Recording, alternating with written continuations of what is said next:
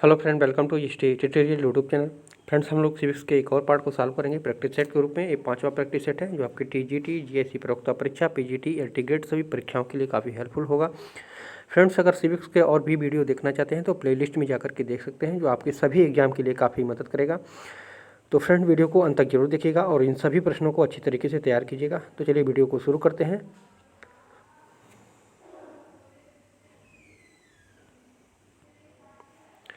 41 number प्रश्न है, निश्चय पूर्वक कथन है और इस कहा है कि फांसीवाद प्रजातंत्र का शत्रु है। तर्क में कह रहा है कि यह व्यक्ति स्वतंत्रता का पूर्ण रूप से नष्ट करता है। तो इसमें से तर्क और कथन को कौन सा बताना है, कौन सा सत्य है, कौन सा असत्य है। तो इस प्रश्न के अनुसार सही उत्तर हो जाएगा आपका ऑप्शन नंबर ए और आर दोनों एकाकी रूप से सत्य हैं। आर ए की सही विवेचना करता है। फांसीवाद प्रजातंत्र का शत्रु है। फांसीवाद एक सिद्धांत के रूप में, ठीक है, बहुत कम, ठीक है, सिद्धांत के रूप में बहुत कम तथा शासन के व्यवहारिक रूप में ज़्यादा इस्तेमाल होता है, ठीक है, फांसीवाद। तो जब सिद्धांत से कोई कार्य नहीं होगा किसी संविधान का, तो वहाँ पर जो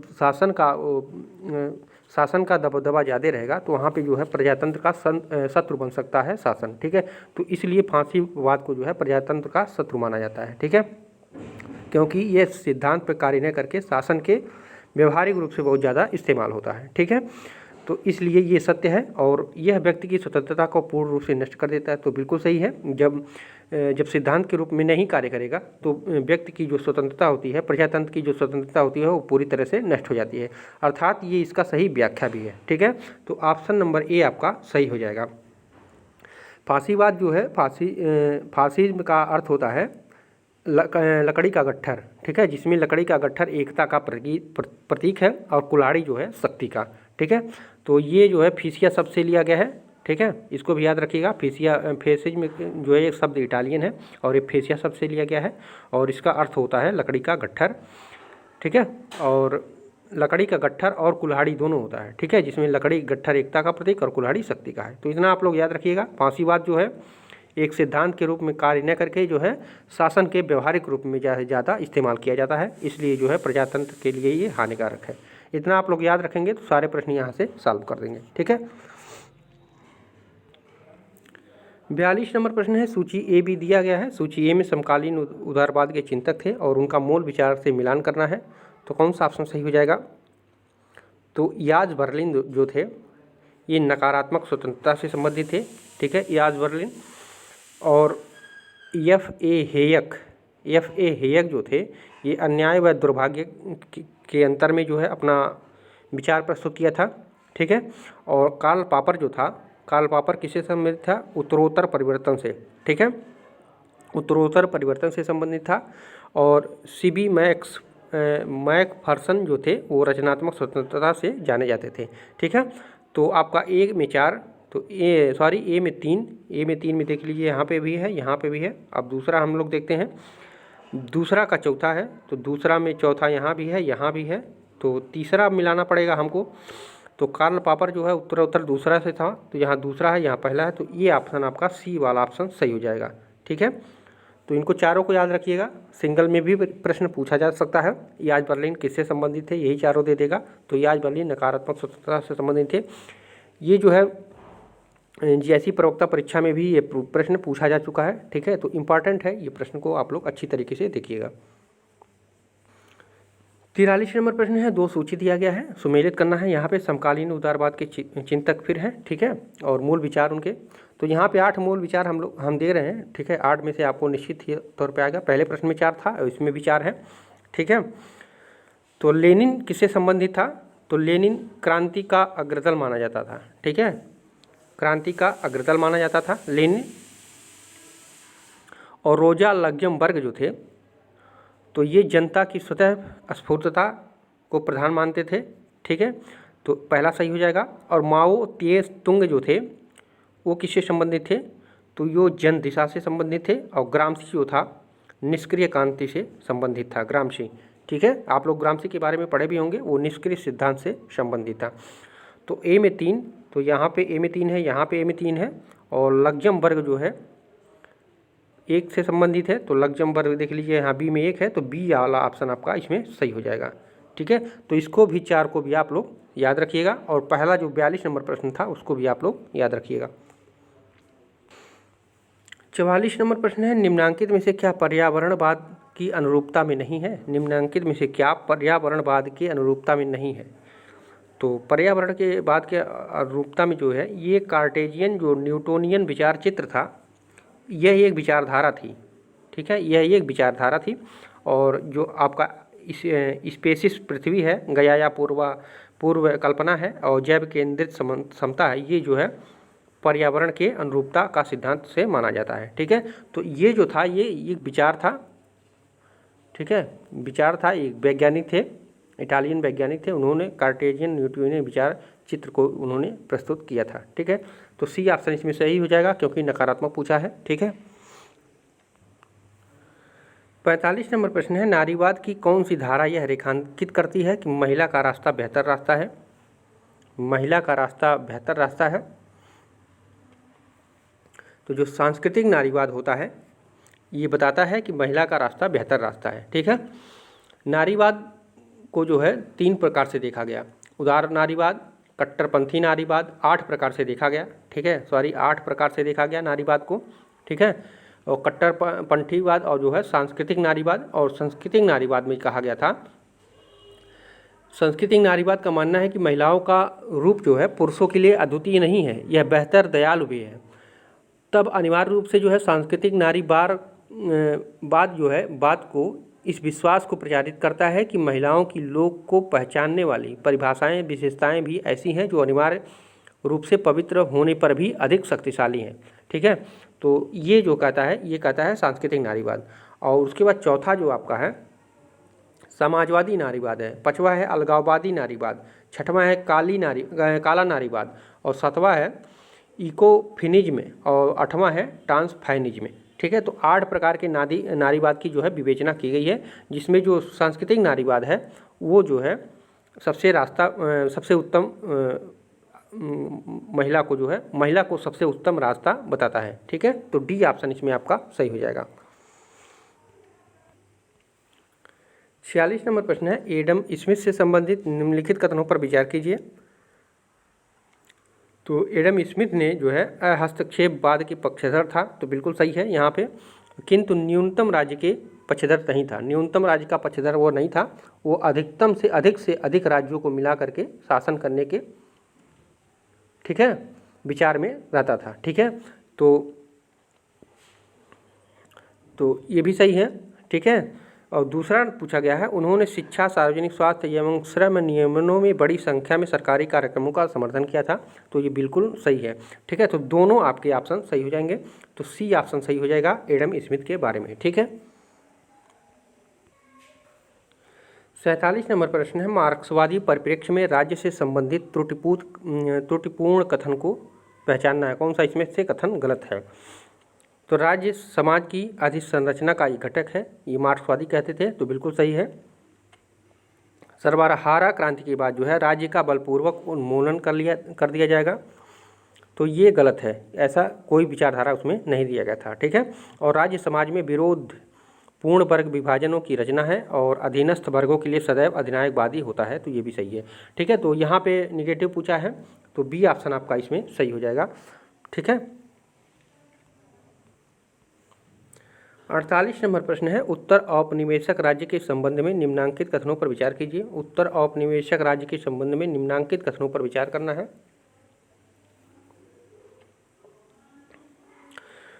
तो उत्तर औपनिवेशिक राज्य जो था वो प्रशासकीयता एक अंतर एवं वर्धमान सरोकार है, ऐसा कहा गया था, सही है।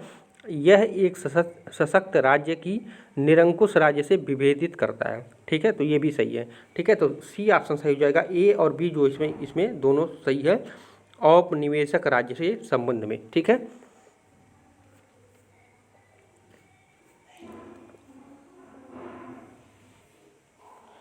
49 नंबर प्रश्न है, संप्रभुता पर ऑस्टिन के त्रुटिपूर्ण कथन को पहचानिए। तो जो ऑस्टिन ने संप्रभुता का सिद्धांत दिया था उसमें तथ्य सम्मत एवं विधि सम्मत प्रभुता में भेद होता है। ठीक है, उसके जो तथ्य सम्मत एवं विधि सम्मत संप्रभुता था उसमें भेद होता है, ऐसा उन्होंने नहीं कहा था। ठीक है। उन्होंने कहा था ऑस्टिन के जो संप्रभुता सिद्धांत में एक भाव यह है कि राज्य में निश्चित तथा सर्वोच्च शक्ति केवल एक ही होती है, ठीक है, इस सत्ता का विभाजन नहीं हो सकता है, ठीक है। तो यहाँ पे भेद होता है, उन्होंने कहा था कि विभाजन नहीं होता है, ठीक है, इसलिए जो है टुटपुट कथन पूछा है तो डी ऑप्शन आपका सही हो जाएगा। संप्रभुता राज्य की आवश्यक असीमित अस्थायी तथा अविभाज्य शक्ति है, ठीक है, जो किसी निश्चित व्यक्ति अथवा व्यक्ति समूह में निहित होती है और जिसकी आज्ञा का पालन समाज का अधिकांश भाग जो है स्वाभाविक रूप से करता है, ठीक है। तो उन्होंने विभाजन के पक्ष में नहीं थे, ठीक है।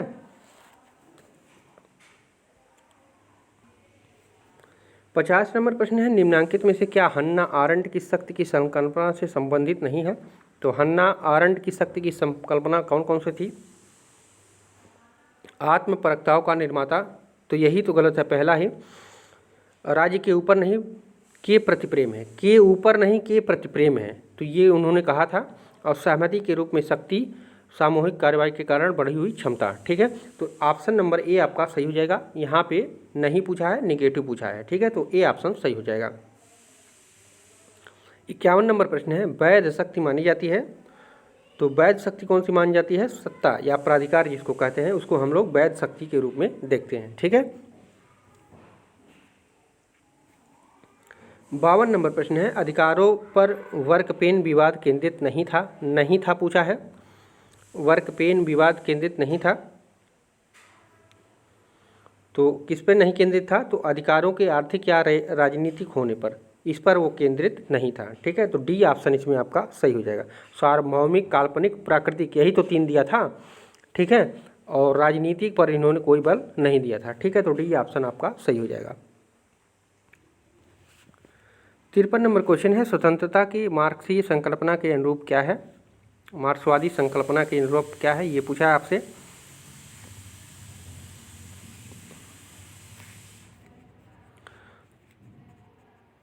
तो सबसे पहला उन्होंने दिया था मानवीय रचना धार्मिकता की अभिव्यक्ति, पहले में कहा था, ठीक है।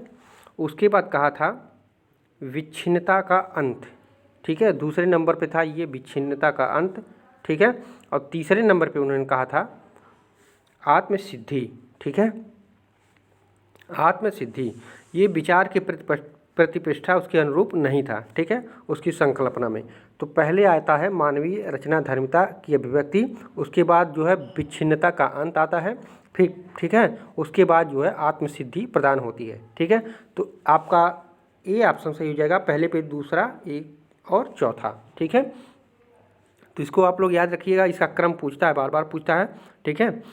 तो पहले नंबर पे है ये, दूसरे नंबर पे ये विच्छिन्नता, तीसरे नंबर पे आत्मसिद्धि है, ये विचारधारा उसमें नहीं दिया गया था, ठीक है। 54 नंबर प्रश्न है, निम्नलिखित में से कौन संसाधनों की क्षमता से संबंधित नहीं है? नेगेटिव पूछा है, संसाधनों की क्षमता से संबंधित नहीं है। तो एरिक जो रोकोक्सी था, एरिक रोकोक्सी, ये जो है संसाधनों की क्षमता से संबंधित नहीं था, ठीक है। और रोनाल्ड डोरकिन जो थे इसके प्रतिपादक थे, और उसमें जो है जॉन रॉल्स और माइकल वाल्जर जो है इसके सपोर्ट में कार्य किए थे, ठीक है, इस क्षेत्र में, ठीक है। और एरिक रोकोक्सी जो थे इससे संबंधित नहीं थे। 55 नंबर प्रश्न है, जॉन रॉल्स के सिद्धांत से संबंधित पदावली नहीं है, नेगेटिव पूछा है। तो लाकीय परंतुक जो था वो जॉन रॉल्स के सिद्धांत से संबंधित नहीं था, ठीक है। अज्ञान का पर्दा, मूल स्थिति, विशेष पूर्वता क्रम, ये सभी जो है जॉन रॉल्स के सिद्धांत से संबंधित थे। 56 नंबर प्रश्न है, लोकतंत्र के चिर सम्मत सिद्धांत के संबंध में त्रुटिपूर्ण कथन पूछा गया है, पहचानना है। लोकतंत्र के चिर सम्मत सिद्धांत के संबंध में कौन सा कथन सही नहीं है? तो यह निर्देशित लोकतंत्र का एक प्रकार है, तो बिल्कुल गलत है, यह निर्देशित लोकतंत्र का प्रकार नहीं है, ठीक है, ये प्रत्यक्ष लोकतंत्र के प्रकार में आता है, ठीक है। तो पहला ही गलत है, यह प्रत्यक्ष सहभागी लोकतंत्र है, तो बिल्कुल सही है। यह सजीवन अर्जित करने की ओर लक्षित सामान्य हित के पूरा करता है, और यह लोकतंत्र का एक उदारवादी सिद्धांत है, ठीक है। तो पहला आपका सही हो जाएगा, क्योंकि निगेटिव यहाँ पे पूछा गया है, ठीक है, निर्देशित नहीं है बल्कि ये प्रत्यक्ष है। 57 नंबर प्रश्न है, दो सूची दिया गया है, ठीक है। एक लोकतांत्रिक सिद्धांत है, ये कोई विचारक है, तो कौन सा लोकतांत्रिक विचारक किस सिद्धांत से संबंधित है इसको आपको बताना है। तो संरक्षक लोकतंत्र का जो सिद्धांत दिया था वो किसने दिया था, संरक्षक लोकतंत्र का, तो वो दिया था जेरेमी बेंथम ने, ठीक है।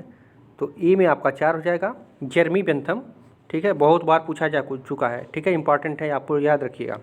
और विकासात्मक लोकतंत्र जो दिया था वो दिया था जे.एस. मिल ने, ठीक है। तो विकासात्मक जे.एस. मिल हो जाएगा, बी में 2 हो जाएगा।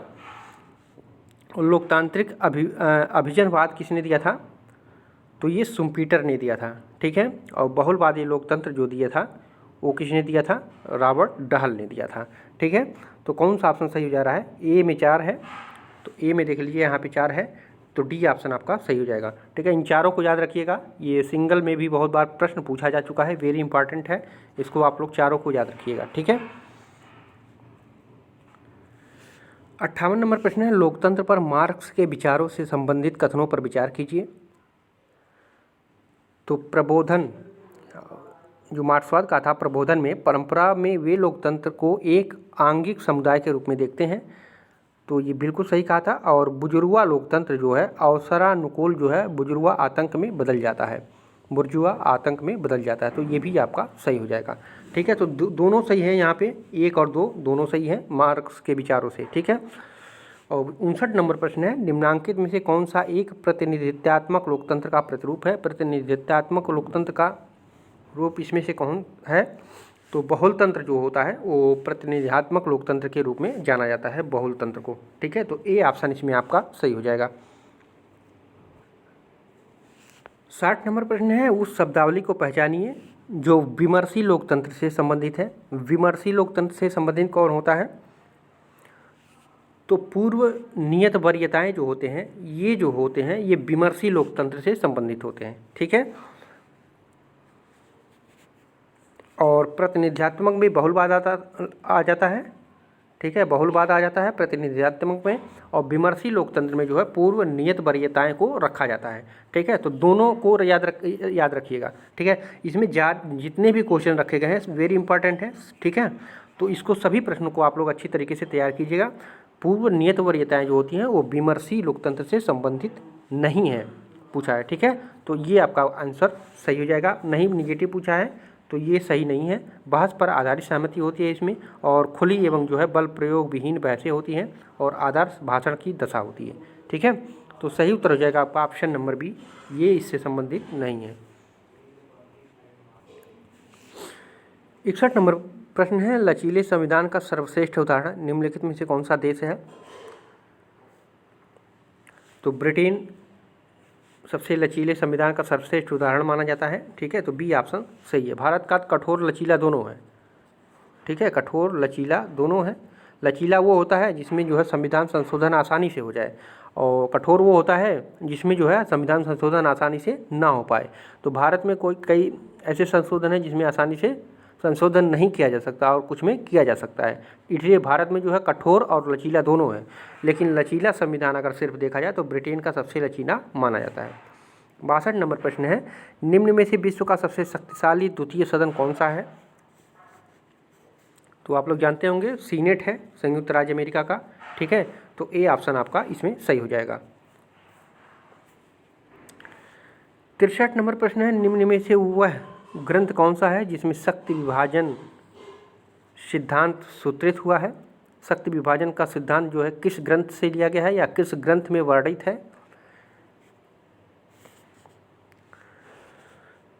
तो द स्पिरिट लॉज में ये किसकी पुस्तक है, आप लोग कमेंट करके बताइएगा ये किसकी पुस्तक है, द स्पिरिट लॉज, ठीक है। तो इसमें जो है शक्ति के विभाजन को सिद्धांत दिया था उसने, ठीक है। तो आप लोग के लिए जो है होमवर्क है ये ज़रूर कमेंट करके बताइएगा कि द स्पिरिट ऑफ लॉज किसकी पुस्तक है। 64 नंबर प्रश्न है, निम्न जोड़ों में कौन सा सुमेलित नहीं है, ये बताना है। एकात्मक संविधान जो होता है वो केंद्रीय सरकार होता है, सही है।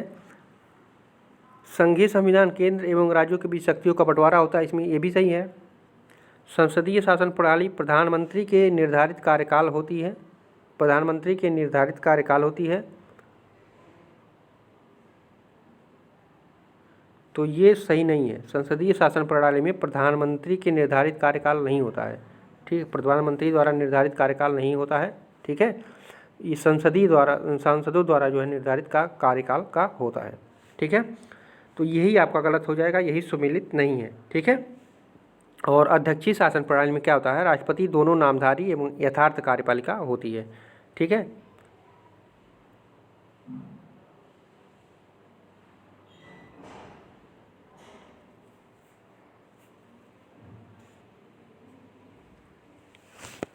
पैंसठ नंबर प्रश्न है, निम्न में से किसने अपने संविधान के इकाइयों को संघ से पृथक होने का अधिकार दिया है। अपने संविधान में इकाइयों को जो है संघ से पृथक होने का अधिकार किसने दिया है, तो ये संयुक्त राज्य अमेरिका ने दिया है, ठीक है। संयुक्त राज्य अमेरिका ने जो है संघ से पृथक होने का अधिकार दिया है अपने संविधान में, ठीक है। 66 नंबर प्रश्न है, चीन में निम्न अंगों में से किसके पास वास्तविक सत्ता है। चीन में जो है किस पार्टी के, मतलब किस अंगों में जो है कि वास्तविक सत्ता है। तो अस्थाई समिति जो वहाँ होती है उसमें जो है वास्तविक सत्ता अस्थाई समिति को दी गई है, ठीक है। इंपॉर्टेंट क्वेश्चन है, ये भी पूछा हुआ क्वेश्चन है, तो सी ऑप्शन इसमें आपका सही हो जाएगा।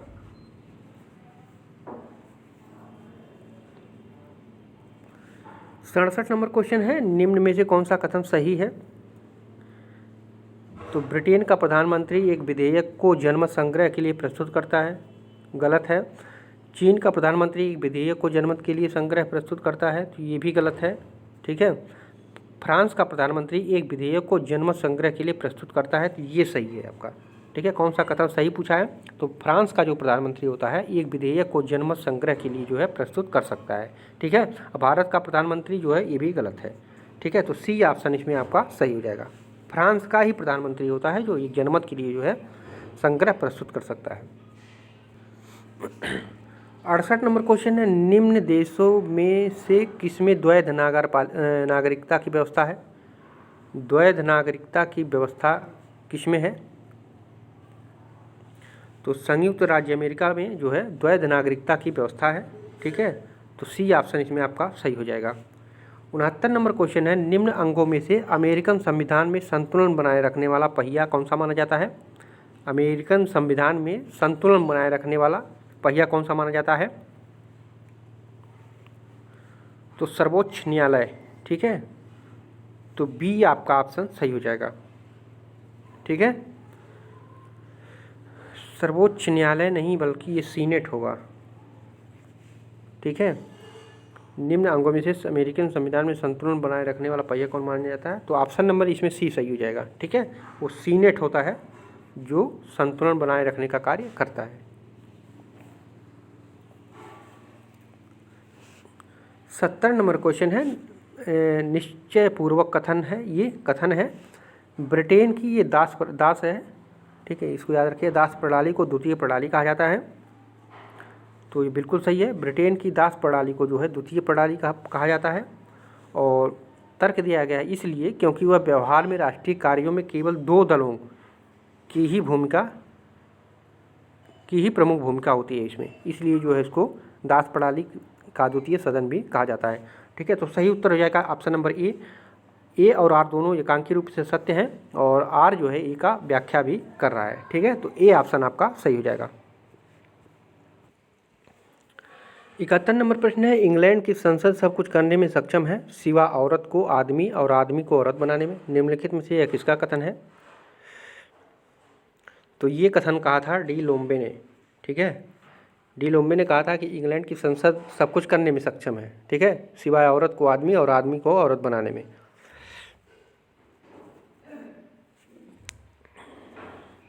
72 नंबर प्रश्न है, हम संविधान के अधीन है लेकिन संविधान वही है जो न्यायाधीश कहते हैं। निम्नलिखित में से यह कथन किसका है, तो ये कथन कहा था मुख्य न्यायाधीश थे ह्यूज, ठीक है। उन्होंने कहा था कि हम संविधान के अधीन है लेकिन संविधान वही है जो न्यायाधीश कहते हैं, ठीक है। तो सी ऑप्शन सही हो जाएगा। 73 नंबर प्रश्न है, अमेरिकी राष्ट्रपति का कार्यकाल कितने वर्ष का होता है, तो 4 वर्ष का होता है, ठीक है। अमेरिकी राष्ट्रपति का कार्यकाल मात्र 4 वर्ष के लिए होता है, तो सी ऑप्शन सही होगा। 74 नंबर प्रश्न है, किस देश के राष्ट्रपति को स्वविवेकी अधिकार प्राप्त है?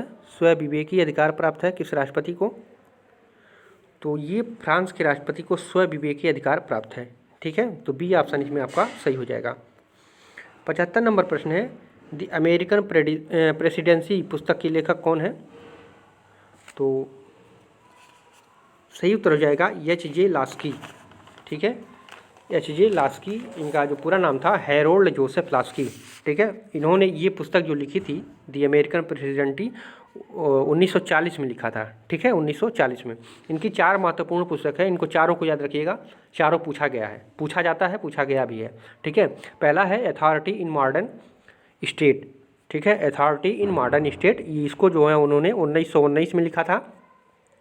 और दूसरा है ए ग्रामर ऑफ पॉलिटिक्स, ये 1925 में। ठीक है, और तीसरा एक लिखा था लिबर्टी इन मॉडर्न स्टेट। ठीक है, 1930 में इसको लिखा था। ठीक है, और ये जो चौथा है दी अमेरिकन प्रेसिडेंटी 1940 में लिखा था। ठीक है, तो इन चारों पुस्तक को आप लोग याद रखिएगा, ये लास्की का पुस्तक है और ये चारों पूछा हुआ है और पूछा भी जाता है। ठीक है, चीनी संविधान के अनुच्छेद 1 से संबंधित कथनों पर विचार कीजिए। चीनी संविधान में अनुच्छेद में क्या कहा गया है ये बताना है हमको। तो उसमें कहा गया है जनता के जनवादी अधिनायकवाद के अंतर्गत जनवादी चीन गणराज्य एक समाजवादी राज्य है। तो बिल्कुल सही है, ये कहा गया है अनुच्छेद 1 में। और दूसरा है इसका नेतृत्व चीन की जनता करती है तथा वह मजदूरों एवं किसानों के गठजोड़ पर आधारित है। तो ये बिल्कुल गलत है। ठीक है, उसमें कहा गया है कि इसका नेतृत्व सिर्फ श्रमिक वर्ग के हाथों में है। ठीक है, ये कहा गया है श्रमिक वर्ग के हाथों में है सिर्फ। ठीक है, यह मजदूरों और किसानों के गठजोड़ से नहीं, सिर्फ श्रमिक वर्ग को कहा गया है। ठीक है, तो ये ऑप्शन आपका गलत हो जा रहा है दूसरा। ठीक है, तो इसमें केवल एक सही हो रहा है, लेकिन आप लोग भी इसको आप लोग पढ़ लीजिएगा थोड़ा सा। ठीक है, अनुच्छेद 1 के बारे में बहुत पूछा जाता है चीन के। ठीक है, तो ये हमारे ख्याल से और उत्तर में भी कई पुस्तक में हमने देखा तो पहला ही सही है, और इसमें दिया है कि सिर्फ श्रमिक वर्ग के हाथों में होती है। ठीक है, तो इसको यहाँ पे मजदूरी और किसान तो श्रमिक में ही आ जाते हैं, इसलिए जो है इसका आंसर गलत वहाँ पे दिया था। ये है कि यहाँ पे जनता को समाहित कर दिया है, तो जनता में तो सभी लोग आ जाएंगे, इसलिए यह आंसर गलत हो जा रहा है। अगर यहाँ जनता नहीं सिर्फ मजदूरों और किसानों के गठजोड़ किया होता तो श्रमिक हो जाता वो। ठीक है, तो इसको याद रखिएगा। 77 नंबर प्रश्न है, निम्नांकित में से क्या फ्रांसीसी लोकतंत्र की विशेषता नहीं है? नेगेटिव पूछा है। तो फ्रांसीसी लोकतंत्र के में जो है संघवाद वहाँ की विशेषता नहीं है, द्विमत प्रणाली है, द्विसदनात्मक संसद है, अर्ध अध्यक्षात्मक प्रणाली है, संघवाद की वहाँ कोई गुंजाइश नहीं है। ठीक है, 78 नंबर प्रश्न है, देशों के समूह को पहचानिए जो एकदलीय राज्य से हैं। देशों के समूह को पहचानिए जो एकदलीय राज्य हैं। तो क्यूबा, वेनेजुला, कतर ये एकदलीय नहीं है। थाईलैंड, लाओस, स्पेन ये भी नहीं है। सऊदी अरब, इसराइल, पश्चिम सहारा ये भी नहीं है। चीन और उत्तर कोरिया, वियतनाम जो है ये उसमें जो है एक दलीय राज्य है। ठीक है, तो देख लीजिए यहाँ पे चीन और उत्तर कोरिया में तो वही है। ठीक है, तो यहाँ पे 2 सही हो जा रहा है, तो वियतनाम तो होगा ही। ठीक है, तो डी ऑप्शन इसमें आपका सही हो जाएगा कि चीन, उत्तर कोरिया और वियतनाम में जो है एक दलीय राज्य की व्यवस्था है। 79 नंबर है, निम्नांकित में से कौन सी शब्दावली अनन्य रूप से केवल संघवाद से संबंधित है?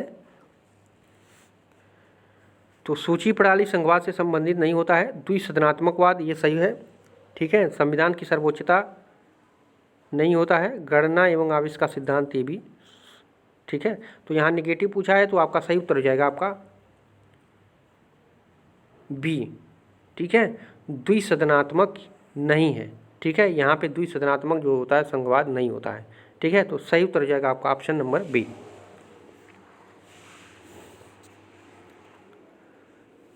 80 नंबर क्वेश्चन है केनाडाई यानी कनाडा है ये, कनाडा फेडरेशन के संबंध में त्रुटिपूर्ण कथन को पहचानिए। कौन सा कथन गलत है इसमें? तो संसदवाद को संघवाद से जोड़ने वाला कनाडा पहला देश था, तो यही गलत है, पहला देश नहीं था। ठीक है, तो त्रुटिपूर्ण पूछा है, तो ये आपका यही नहीं, संसदवाद को संघवाद से जोड़ने वाला पहला राज्य कनाडा था, तो सही है ये। ठीक है, और डोमिनियन फेडरेशन और प्रांत अपनी शक्तियाँ संविधान से प्राप्त करते हैं, ये भी सही है। अवशिष्ट शक्तियाँ फेडरेशन को दी गई हैं, तो ये भी सही है, ठीक है। और इसमें प्रांतों की उपराज्यपाल और प्रांतीय विधानसभा द्वारा निर्वाचित होते हैं, तो ये गलत है, ठीक है। उसमें प्रांतों के जो उपराज्यपाल होते हैं, प्रांतीय विधानसभा होती है, वो फेडरेशन के द्वारा ही जो है उसका चुनाव किया जाता है, विधानसभा द्वारा नहीं किया जाता है, ठीक है। तो ये ऑप्शन गलत हो जाएगा, ये त्रुटिपूर्ण है, यानी निगेटिव ये पूछा है, तो ऑप्शन नंबर डी आपका इसमें सही हो जाएगा। तो फ्रेंड्स, महत्वपूर्ण 40 प्रश्न थे ये, आप लोग जरूर इस प्रश्न को तैयार कीजिएगा, इसमें से जो है बहुत अच्छे प्रश्न हैं और बहुत आपको हेल्प करेगा। तो और भी वीडियो देखना है तो आप लोग प्लेलिस्ट में जाकर के देख सकते हैं, ठीक है। और तैयारी अच्छे से करते रहिए, परीक्षा कभी भी हो सकती है। फिर मिलते हैं अगले वीडियो में। पूरा वीडियो देखने के लिए धन्यवाद।